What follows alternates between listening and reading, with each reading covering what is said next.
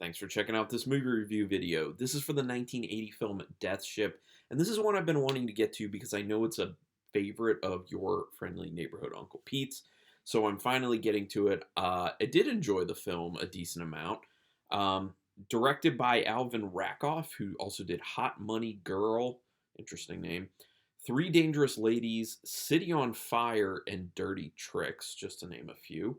Also written by John Robbins, who also wrote Hot Resort, and story by Jack Hill, who wrote The Terror, Bloodbath, Spider Baby, Isle of the Snake People, Foxy Brown, yes, that Foxy Brown, The Bees, and City on Fire, as well as story by David P. Lewis, who also was involved in writing City on Fire and a bunch of TV shows. Producers for this were Sandy Howard and Harold Greenberg, who had previously produced Terror Train, which I'm wondering if all the masks in the beginning of this on the cruise liner were kind of a nod to Terror Train. I'm assuming yes to that because they looked very like Terror Train-ish mask-wise. So, yeah. There were moments from other older films that were apparently spliced into the film because they couldn't necessarily get what they wanted shooting wise from, just shooting. Apparently, there were some from King Kong as well as The Last Voyage. Now, I couldn't necessarily pick those out because I haven't seen The Last Voyage. I haven't seen King Kong. So, but people can tell me, did you notice those scenes? Let me know in the comments. The ship used was an old World War II German prison ship, so I believe, if what I read was correct, it was actually that type of ship that was used for that purpose within the film, which makes sense, obviously. It's very effective, in my opinion. It looks very old, it looks very creepy, dilapidated, all that jazz, which you obviously need to get that dread, the scariness, the creepiness, all that through. The shower scene in this, probably pretty well known for anyone who's watched Death Ship, where the woman's in the shower and it's just like tons and tons of blood just like gushing out at her. What I wanted from that scene, and I'll tell you in a minute what I was going to say, but what I wanted out of that scene is for it to be basically be like clogged and for it to just kind of keep like rising and rising and rising until she drowned in it. That would have been a cool scene to do, but I assume getting that much fake blood in there would have been a big deal. Would have been too much of a production. But with that shower scene, they actually only shot it one time because it was too expensive for them to have to like take the time to clean it up and reshoot it. So that is a one take thing apparently. For being one take, I think they did a pretty solid job with it. The actress in particular did a good job acting very afraid and freaked out, which, any of us would be in that instance. Relatively effective start with the echoes of the past in the ship. It gives some backstory to it without people specifically saying what the backstory of the ship actually is. Now, part of me wonders if that was actually just like echoes of the past, because you end up hearing it later, well, towards the end of the film, where the ship's kind of taking off again after it's dispatched of as many people as it can who got on the ship. So I'm wondering if maybe that was kind of like ghosts talking too. I don't know if it was from that angle or kind of like an echoes of the past that's kind of just for the audience to hear. I like to think of it that way as opposed to being the like ghost speaking, just because it's more interesting to me that way. All the masks on the cruise ship remind you of Terror Train. Yep, I already said that. The way they shoot the death ship conveys that it's alive. Because of this, it then feels like the ship is intentionally coming for the cruise ship itself. What I mean by that is, they're showing all the gears moving without anyone there. They're showing, the wheel turning for it as it's steering. Just all these things and a montage of them so you can see that it's like getting going, it's working, and it's like this living, breathing thing, basically how they shoot it. And the music actually helps too. So once they kind of establish all of that, then when you see the ship coming at the cruise liner, it really feels like it's intentionally like locked onto this, and it's like moving with that intent. It's made that decision. And then as we find out later, obviously it was intentional because it needs blood. Like, it doesn't have fuel in it, as one of the characters says at some point. it needs blood to keep going. So what does it need to do? I mean, it's in the water, so the only thing it can really do is try to get people to get on the boat, which I assume is the only way it can extract blood from people is by killing them on the boat instead of like, running them over in the water necessarily. Even though the first person to die is drowned. Oh, I have a theory on that now. I'll talk about it in a minute. Um, so yeah, but I love how like alive they make the ship feel. Captain Ashland acts annoyed with his job, but you can tell that he's actually pretty upset to be retiring. And this is actually a theme that ends up coming up later, where he's, feeling very nostalgic. It comes to a head between him and Marshall when the boat is basically like influencing slash controlling him at that point. So it's kind of like his subconscious, like what he's really thinking about coming out, and because he doesn't really have a filter anymore at that point because he's not himself. So he's speaking his mind more, and he's basically talking about like Marshall stealing his ship from him, and that's how he actually feels in the beginning of this film. But he puts on this front. He does a good job of kind of hiding that from people, I think.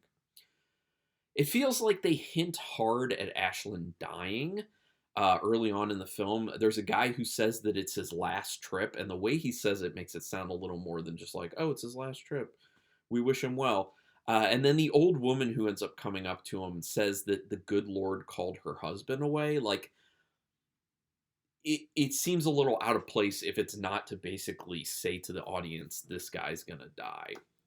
Which, he kind of like goes down with the ship type thing. Pause for horror hydration. He captains another ship because he is retired from the cruise liner, but still wants to captain a ship. He captains the, I guess I'll just call it Death Ship. Just use the title.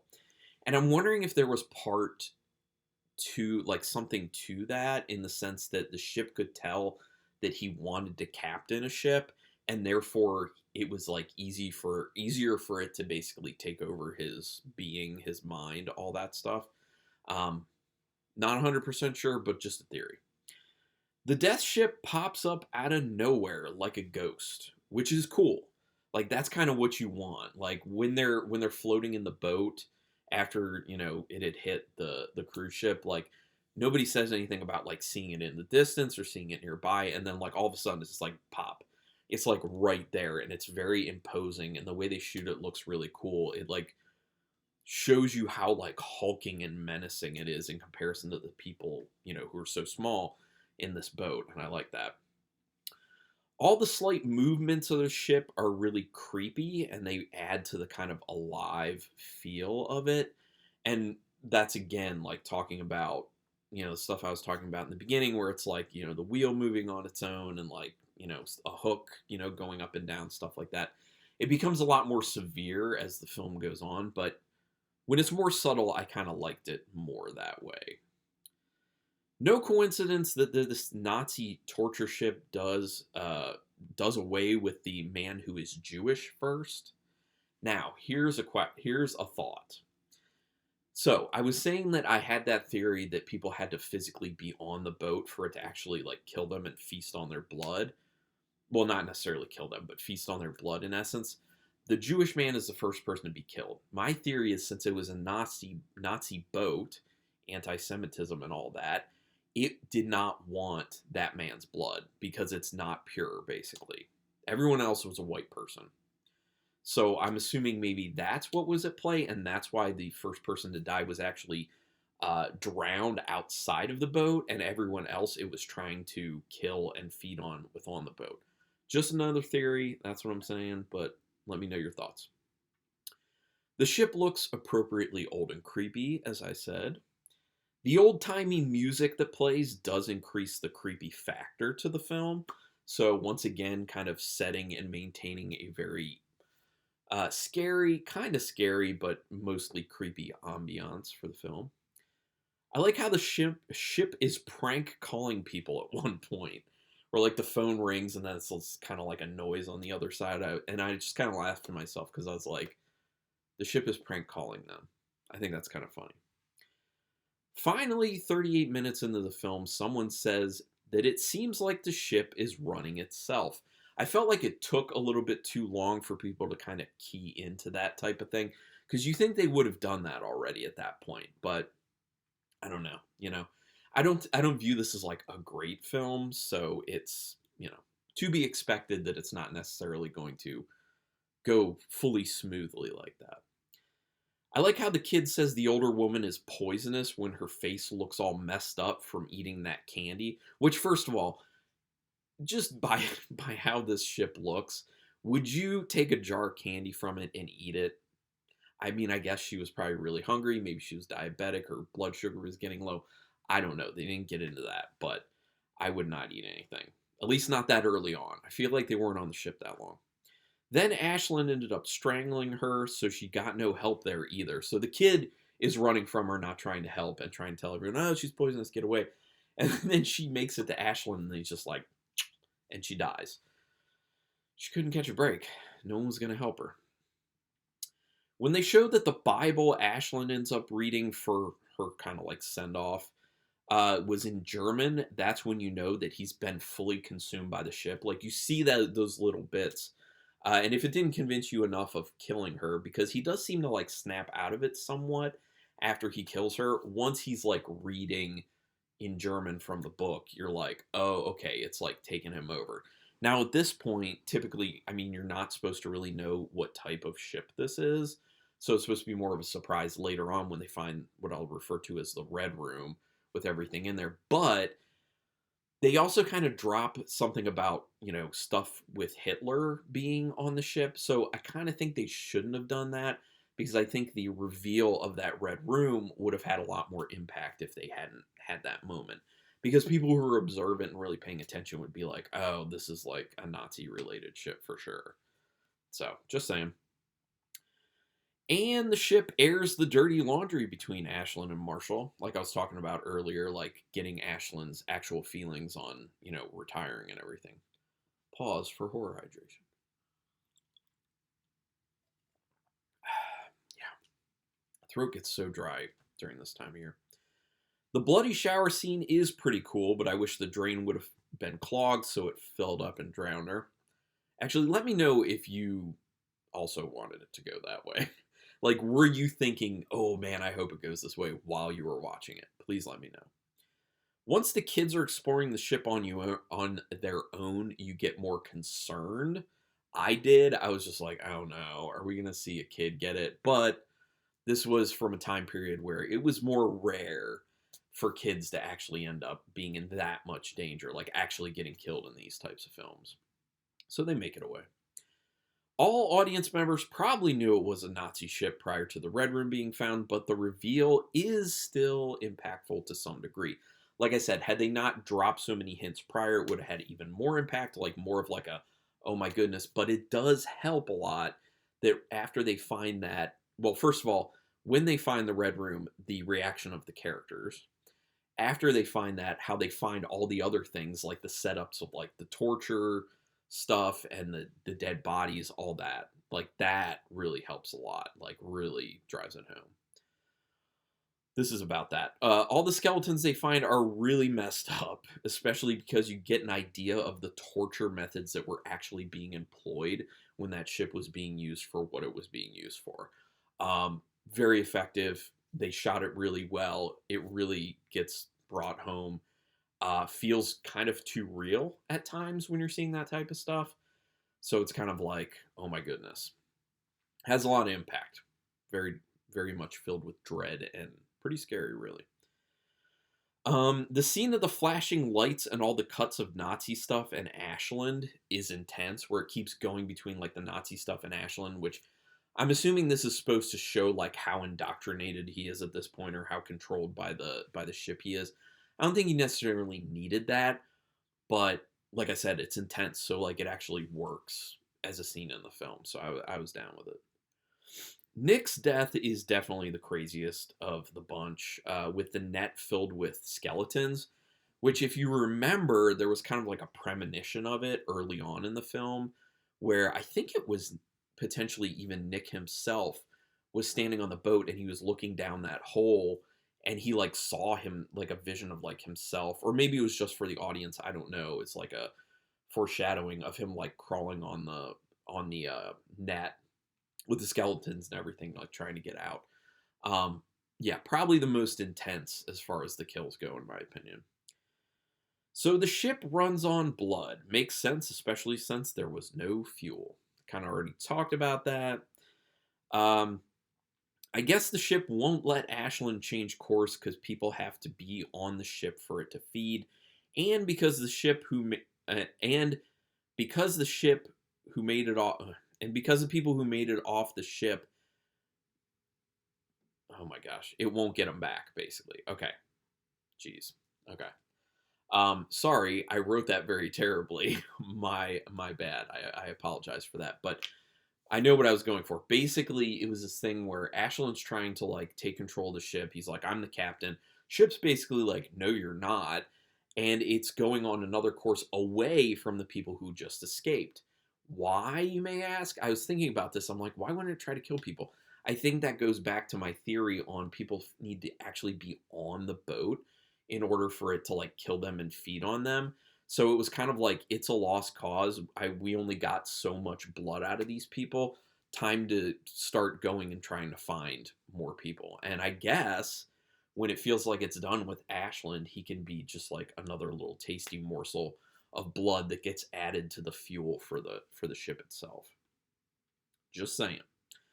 I dig Ashland getting chewed up by the giant gear, but did want a longer scene for that one. Like it starts to get really good because like his hand gets caught in it. It's like really like mincing him up, grinding him up. But I wanted to go further, like get all the way up the arm and like maybe even show his whole body. Like, and you know, the practical effects for something like that don't have to be like the best. Like you can do kind of quicker cuts to get that done. But just saying. And the ship is still out there looking for its next meal. I do like that, how that is kind of the setup that like it's just like, you know, floating away onto its next destination. Obviously, it's set up so that they could have had another death ship, but they didn't, unfortunately. I would have watched it. All the extra motion of the camera due to being on an actual ship does get distracting at times, unfortunately. It obviously adds to the realism of what the situation is there, but to me, I wouldn't say it was like giving me motion sickness, but it was just kind of like bothering me a bit how it was like slightly moving from time to time. I do think as the film went on, it seemed to kind of settle down on that more.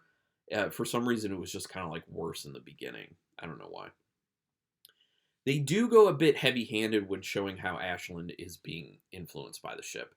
It's kind of going back to like what I was saying about don't drop so many hints because then the reveal of what the ship was would be more impactful. But, you know, it is what it is. I still enjoyed the film enough. And out of 5 stars with half stars in play, I'm going to give it a very solid 3-star rating for Death Ship. I did enjoy it. Hopefully, Uncle Pete, you enjoyed this review. My apologies for my energy level being a little bit on the lower end and stumbling over things. Not feeling 100% today, so it's just kind of, it's the way it is. But I still do the videos, like feeling under the weather. But thank you everyone for checking this out. Would love to hear your opinions on Death Ship. Put it in the comments, like it, hate it, in between. Just let me know. Do me a favor, hit subscribe to my channel. It is quick, painless, costs you nothing, and I really appreciate it. I really, really do. So helps keep me motivated. Also hit the notification bell button because then you'll know when I'm putting up new videos. And that's about it. Thank you so much for checking out this particular video. And until next time, keep it brutal.